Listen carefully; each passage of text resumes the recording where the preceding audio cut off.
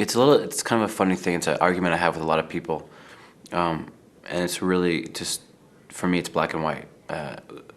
Les Savy started playing shows, and we made some money, but not much. Like you start out making $50 or $100 a show, and you just save it.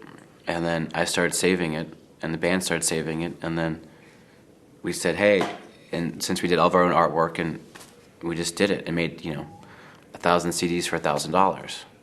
So we started by playing shows to make money, and then we sold T-shirts because T-shirts were really cheap, and people were happy to support us. So as we started to build it that way, so totally grassroots, that we had enough money for CDs, and then you could sell the CDs for more, and they cost less, and then next thing you know, it started to build. And that's pretty much, I got a P.O. box, and then all of a sudden we went on tour. And a band's job is to go on tour. That's it. A label's job is to make sure the CDs are in the stores. So when the band goes on tour, some fan drives out to see you, and they don't have enough money at the show, then they can go to the record store. But if a band doesn't tour, then a label crashes. It's totally symbiotic. It's like,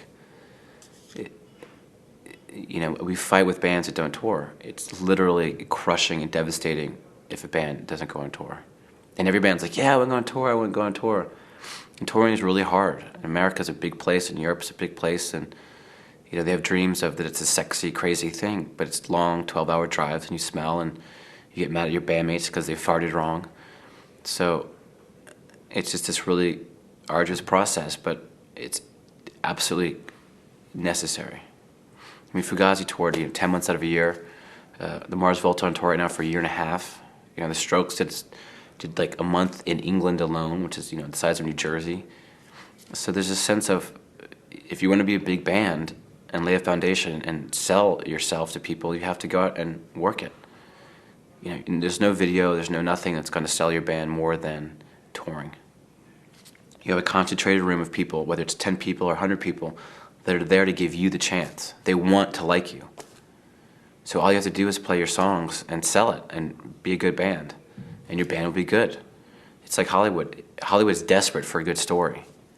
It's not like, if I wrote a screenplay, if I wrote Romeo and Juliet, they would put it out. I mean, I'm being totally guessing, but every time I've read anything, it's like they're so desperate for a good story that if one comes along, then they freak out. It's the same in the music business.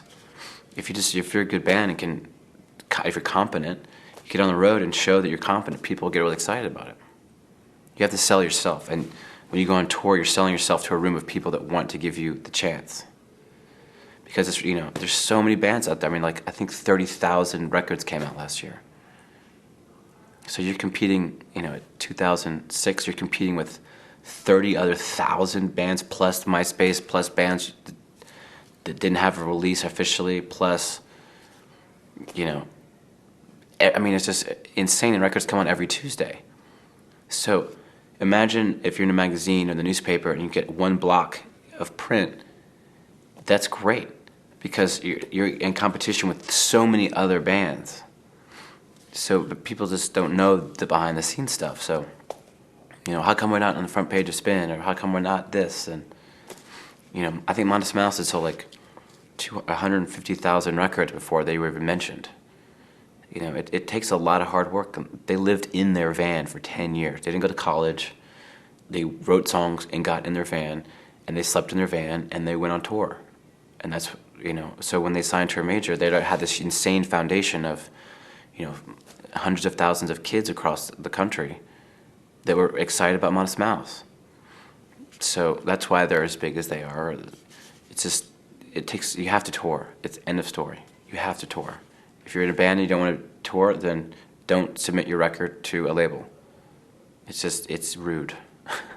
It helps line all the ducks in a row. The press will come out, you submit the record 4 months before press, before the record's released, so that you have, all the major magazines like Rolling Stone and Spin and stuff have a 3-month lead time. So you have to and you're competing with every other major label record for that one spot. And then you have the fanzines and the weeklies and things like that, but 4 months later your record comes out. If you don't go on tour, all that 4 months of hard work of the publicist is a complete waste of time. And all the press then that comes back to us, then the label takes to the distributor and says, hey, look at all the great press. It's like this band, The Hold Steady. They got such tremendous press, it was easy to sell the record to the distributor and say, hey, they were on the cover of the Village Voice, or they were top 10 band of this, or here or there. So it helps gain momentum. And if the band, then when the record comes out, doesn't go on tour, then it just crashes. And you have to think of really creative ways to sort of keep people's interest peaked. But the band's job is to write the songs, make the record, and go on tour. That's the job. And if you don't want to do that, then don't do it.